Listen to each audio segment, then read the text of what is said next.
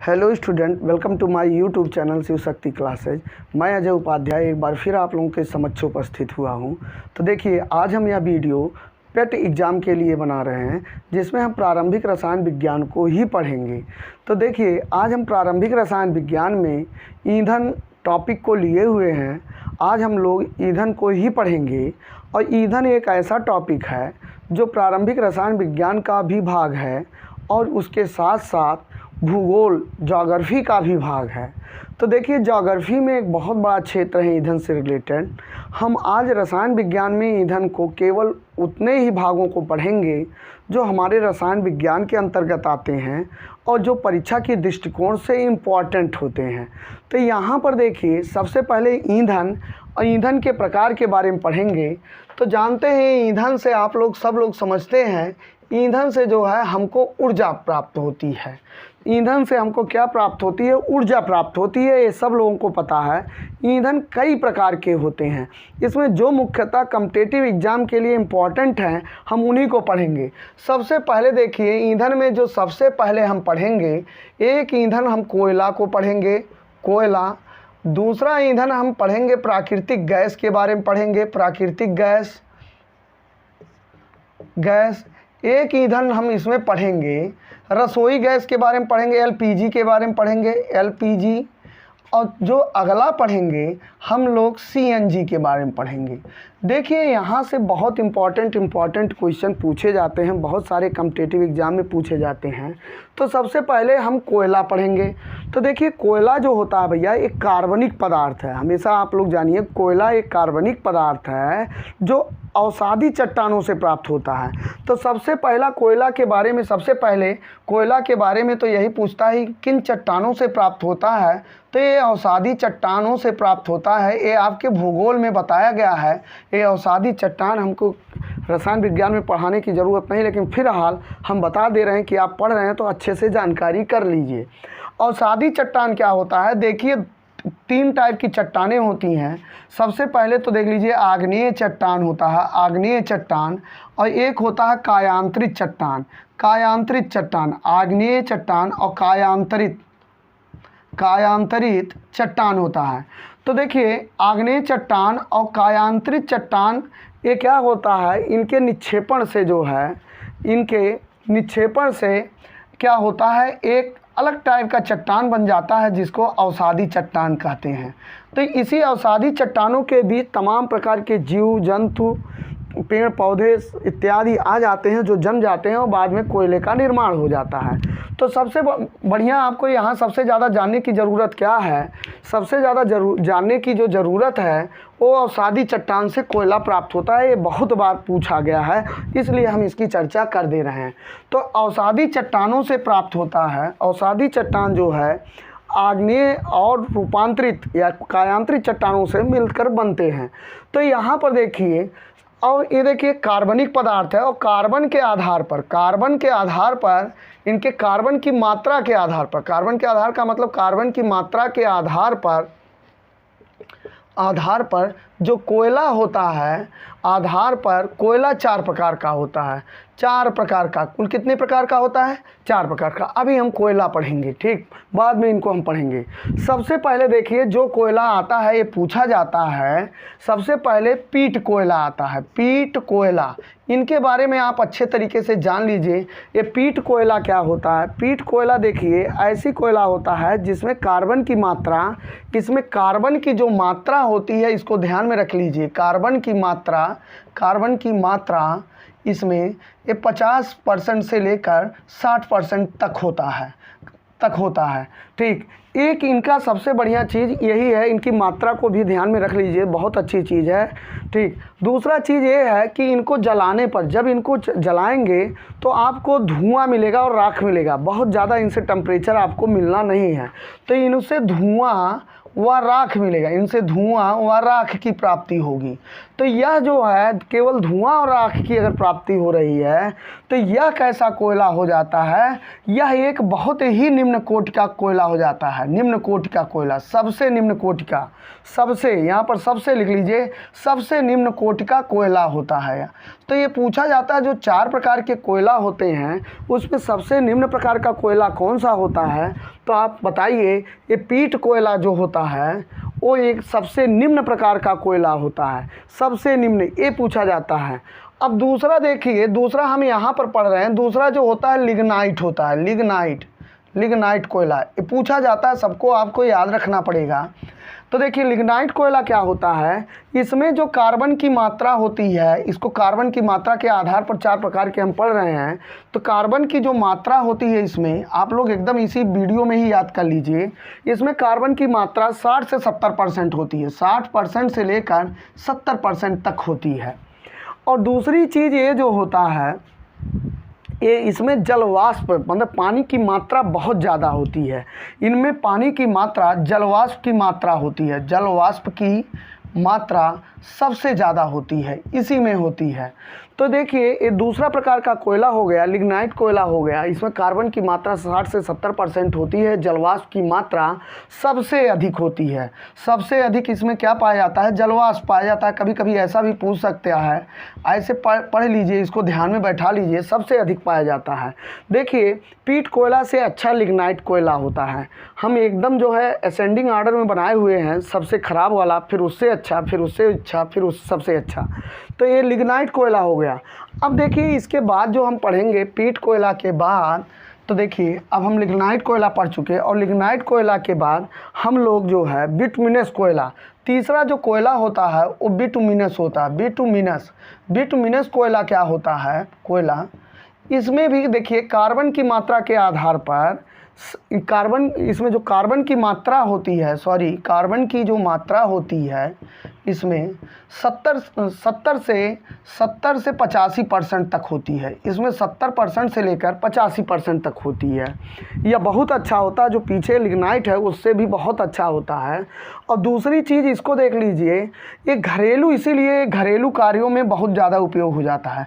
तो ये पूछा जाता है घरेलू कार्यों में कौन सा कोयला यूज किया जाता है, तो बिटुमिनस कोयला होता है। ये आपको ध्यान में रखना पड़ेगा। अच्छा, इसका एक तीसरा पहलू भी है, तीसरी भी बात है, 3 बातें इसमें आपको याद रखने होंगे। ये मुलायम कोयला भी कहा जाता है। ये पूछा जाता है इसमें से कौन सा कोयला मुलायम कोयला है, चारों कोयला दे देगा।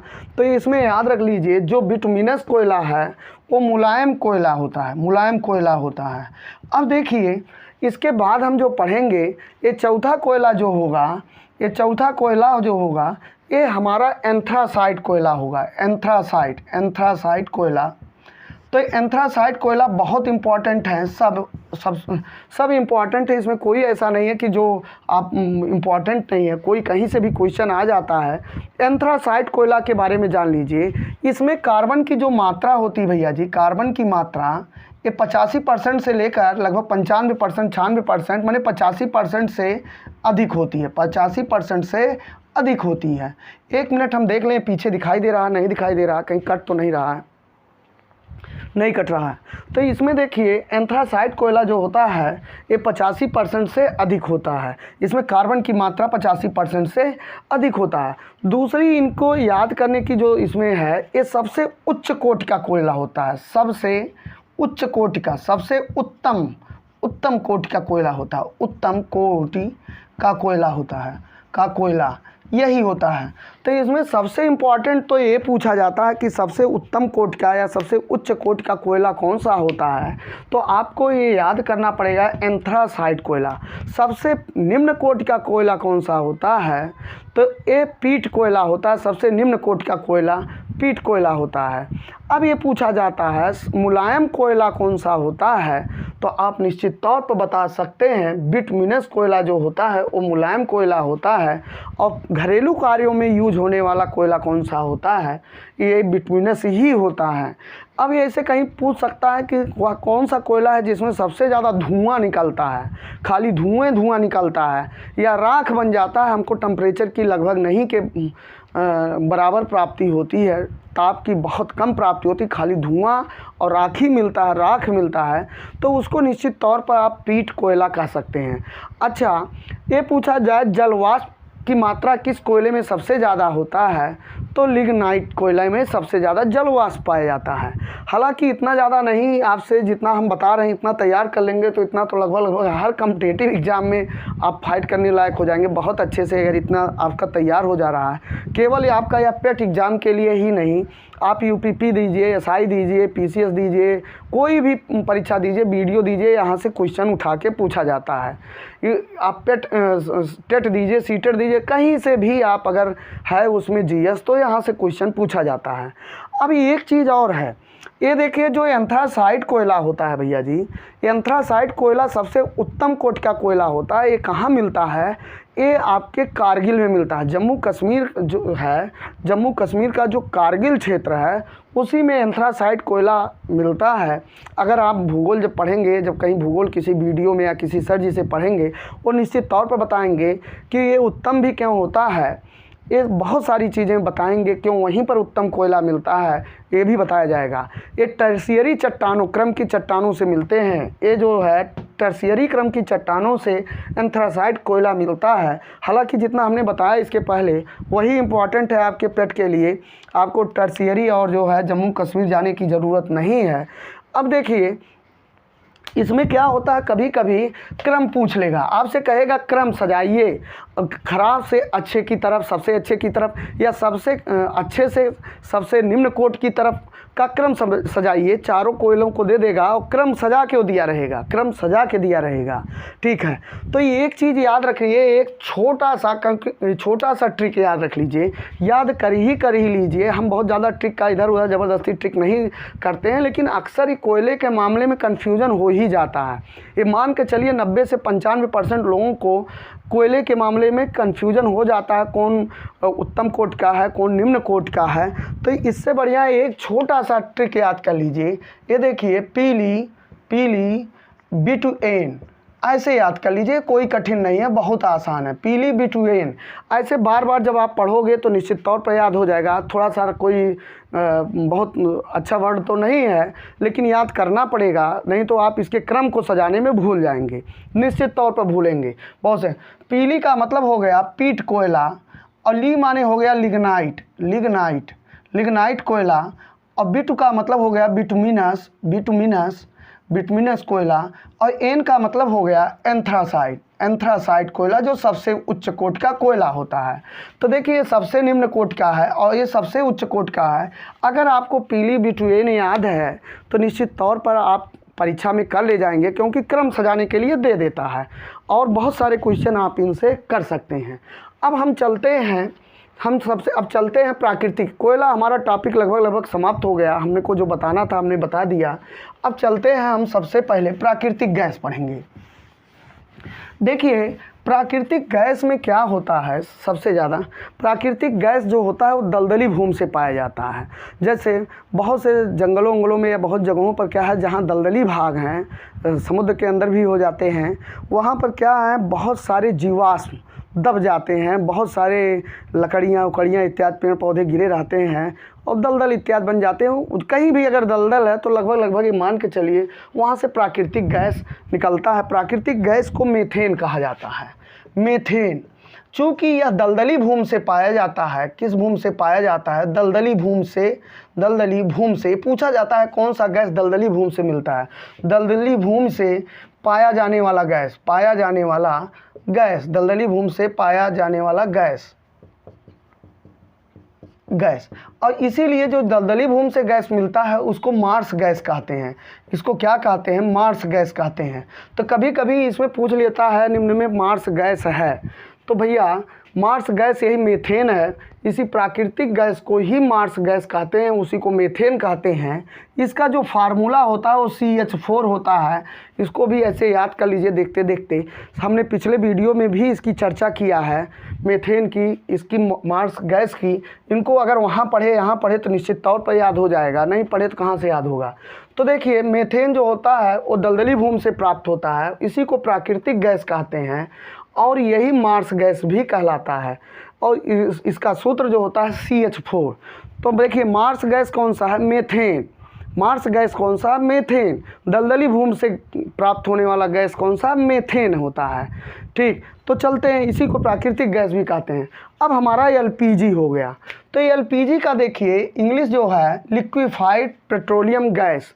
लिक्विफाइड पेट्रोलियम गैस, देखिए तरलीकृत पेट्रोलियम गैस भी इसको बोलते हैं।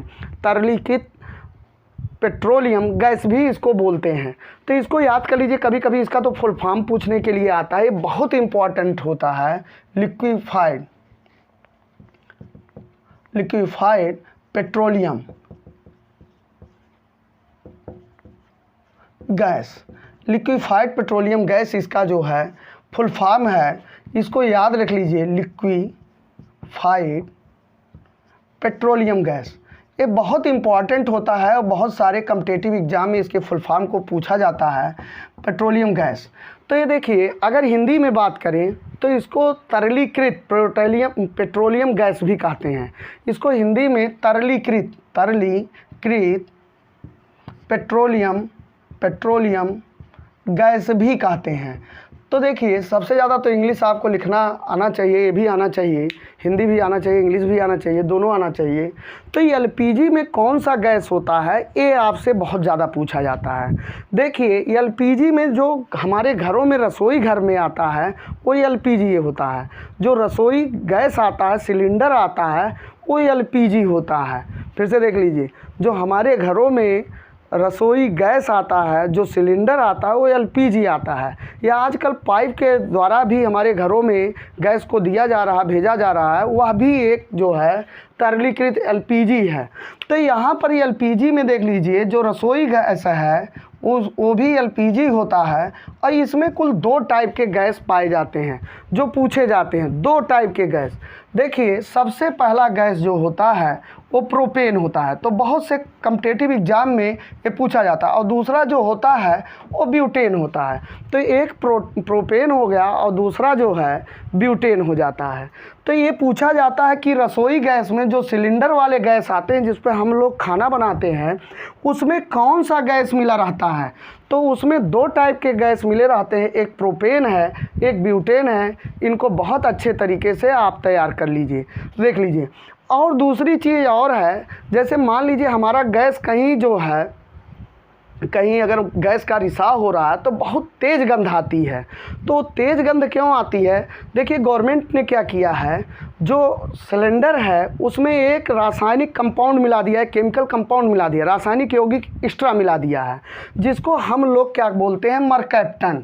मरकैप्टन ये बहुत बार पूछा जाता है कि मरकैप्टन क्या होता है। तो मरकैप्टन जो है रसोई गैस में मिलाया जाता है, जो गंध उत्पन्न करता है। ये सल्फ़र से बना होता है, सल्फ़र बहुत तेज़ बदबू करता है, जो गंध उत्पन्न करता है। तो यहाँ पर देखिए, यही चीज़ पूछा जाता है कि रसोई गैस में गंध उत्पन्न करने के लिए, तीव्र गंध उत्पन्न करने के लिए कौन सा रासायनिक यौगिक मिलाया जाता है। तो मरकैप्टन बहुत सारे कॉम्पिटिटिव एग्जाम में पूछे गए, इनको बहुत अच्छे तरीके से आप समझ लीजिए, याद कर लीजिए। रसोई gas very very very most important की श्रेणी में आता है। सबसे पहला चीज़, रसोई गैस में कौन गैस मिले होते हैं, प्रोपेन मिला होता है और ब्यूटेन मिला होता है। तो देखिए, और यह तरलीकृत में पाया जाता है। एलपीजी जो होता है वो तरलीकृत में पाया जाता है और उसमें मरकैप्टन नामक रासायनिक यौगिक मिलाया जाता है, जो रिसाव होने पर तीव्र गंध उत्पन्न करता है। मरकैप्टन को भी ध्यान में कर लीजिए, ये भी पूछा जा सकता है। अब अगला और लास्ट टॉपिक हमारा हो गया सीएनजी। तो चलते हैं, हम सीएनजी को पढ़ेंगे। तो सीएनजी देखिए क्या होता है, कंप्रेस्ड नेचुरल गैस होता है। कंप्रेस्ड नेचुरल गैस होता है, कंप्रेस्ड नेचुरल गैस होता है। इसका फुल फॉर्म, कभी कभी इसका फुल फॉर्म आता है, एलपीजी का भी फुल फॉर्म आता है और सीएनजी का भी फुल फॉर्म पूछा जाता है। तो देखिए, कंप्रेस्ड नेचुरल गैस हो जाता है, ये अत्यधिक दबाव में बनाया जाता है। यह गैस जो होता है अत्यधिक दबाव में बनाया जाता है। इसको हम लोग संपीड़ित, हिंदी में बोलो तो संपीड़ित प्राकृतिक गैस इसको बोलते हैं, प्राकृतिक या नेचुरल गैस, प्राकृतिक गैस, संपीड़ित प्राकृतिक गैस। हालांकि इसका ज़्यादातर इंग्लिश वर्जन ही फेमस है, कॉम्पिटिटिव एग्जाम में भी इंग्लिश को ही हिंदी में लिखकर पूछ लेता है। वैसे कभी कभी हिंदी भी आ जाता है तो कन्फ्यूजन हो सकता है, इसलिए आप अच्छे से पढ़ लीजिए। अब ये देखिए, जो CNG होता है इसकी एक खासियत है, इसकी खासियत ये है, ये तो गैस के रूप में पाया जाता है। ये जो हमारा LPG होता है लिक्विड के रूप में पाया जाता है। इसके फुल फॉर्म में ही देख लीजिए, लिक्विफाइड है, तरलीकृत, द्रवीकृत। तो लेकिन CNG जो होता है वो गैस के रूप में पाया जाता है, वो अत्यधिक दबाव में बनाया जाता है। और मीथेन गैस, जो हम लोग ये प्राकृतिक गैस पढ़े हैं, मीथेन गैस पढ़े हैं, इन्हीं को बहुत तेज़ कंप्रेस करके यह CNG बनाया जाता है। और ये मोटर वाहनों में इसका उपयोग होता है, जैसे कार इत्यादि चलाने में, बहुत सारे मोटर वाहनों को चलाने में CNG का प्रयोग किया जाता है। आजकल सरकार CNG के पेट्रोल पंप भी बहुत ज़्यादा खोल रही है, खासकर उत्तर प्रदेश में बहुत कम है, इनको खोला जा रहा है। तो आजकल कार भी CNG पर आधारित आ रहे हैं। तो ये गैस के रूप में होता है। अब इसमें पूछा जाता है कि सबसे ज़्यादा इसमें कौन सा गैस मिला होता है। तो इसमें देखिए भैया, मेथेन होता है, मेथेन, एथेन और प्रोपेन। मेथेन, एथेन, प्रोपेन, तीन गैस पाए जाते हैं। अच्छा, सबसे ज़्यादा जो 90% जो होता है वो मेथेन पाया जाता है। इसको ध्यान में रखिए, सबसे ज़्यादा मेथेन पाया जाता है। इसीलिए CNG को प्राकृतिक गैस भी बहुत से लोग बोलते हैं, क्योंकि सबसे ज़्यादा मेथेन पाया जाता है। और मेथेन को क्या बोला जाता है? प्राकृतिक गैस बोला जाता है। इसीलिए CNG को अधिकतर लोग इसको प्राकृतिक गैस भी बोलते हैं। तो यह बहुत इम्पॉर्टेंट टॉपिक हो जाता है। तो CNG में कौन कौन से कंपाउंड्स, कौन कौन से गैस मिले होते हैं? इसमें मेथेन होता है, एथेन होता है, प्रोपेन होता है। अच्छा, ये रसोई गैस वाला भी याद कर लीजिएगा, LPG वाला। इसमें क्या होता है? प्रोपेन होता है और ब्यूटेन होता है। तो ये इनको अलग अलग ढंग से याद कर लीजिए, ढंग से तैयार कर लेंगे तो निश्चित तौर पर आप परीक्षा में कर पाएंगे, आ जाता है। और ये अधिकतर लगभग सभी कॉम्पिटिटिव एग्जाम में पूछे जाने वाले क्वेश्चन है। ये पेट के साथ साथ अन्य सभी एग्जाम के लिए, सभी कॉम्पिटिटिव एग्जाम के लिए ये इम्पॉर्टेंट है। तो देखिए, आज के लिए हमारा वीडियो इतना ही। अगर हमारा वीडियो आपको एकदम बढ़िया से समझ में आ रहा तो निश्चित तौर पर आप लाइक करिए, सब्सक्राइब भी करिए, जिससे नए नए वीडियो आपको मिलते जाएँ, नोटिफिकेशन आता जाए। बेल दबाइए, उसमें जो घंटी का निशान बना हुआ है उसको भी दबाइए और इसको शेयर भी करिए। ठीक, बहुत अच्छे से और बहुत जिम्मेदारीपूर्ण तरीके से हम यह वीडियो बना रहे हैं और बहुत अच्छे से हमने कोई इसमें टेक्नोलॉजी का प्रयोग नहीं किया, हमने सिर्फ शिक्षण पद्धतियों का प्रयोग किया है। अगर आप ध्यान से देखेंगे तो बहुत जल्दी और बहुत अच्छे तरीके से, सुव्यवस्थित और सुसंगठित तरीके से सबके सब टॉपिक आपको मिलते जा रहे होंगे। जल्द ही हम या तो जीव विज्ञान या तो प्रारंभिक भौतिक विज्ञान पर वीडियो लेकर आएंगे। हमारा रसायन विज्ञान पेट के लिए जो रसायन विज्ञान का सीरीज चल रहा है वो समाप्त होने वाला है। एक आध वीडियो और बनेंगे, 1 से 2 वीडियो, उसके बाद हम जीव विज्ञान का वीडियो लेकर आएंगे। तो आज के लिए इतना ही। जय हिंद।